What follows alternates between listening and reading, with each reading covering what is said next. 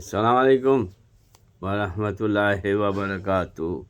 ইনশাল্লাহ আগামী 12ই ফেব্রুয়ারি বাংলাদেশের ঐতিহ্যবাহী ইলেকশন।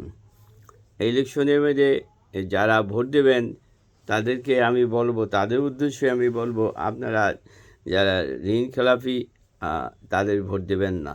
নইলে একটা যে লোক খারাপ কাজ করবে, যে লোক জুলুম করবে, অত্যাচার করবে, চাঁদাবাজি করবে, মানুষ ধর্ষণ করবে, নির্যাতন করবে, তাকে ভোট দিলে তার যত খারাপ কাজগুলো আছে যে ভোট দিবে তার নসিবে আসবে। অতএব চিন্তা ভাবনা করে ভোট দেবেন।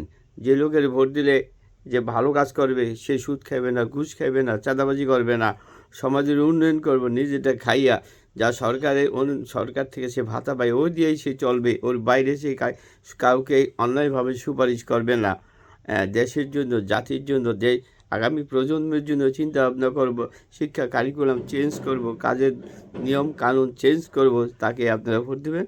তাহলে তার ভালো কাজগুলা আপনার নসিবে আসবে, আপনি জান্নাতিমুখী হতে পারবেন যদি আল্লাহর হুকুম আহকাম মানিয়া চলেন।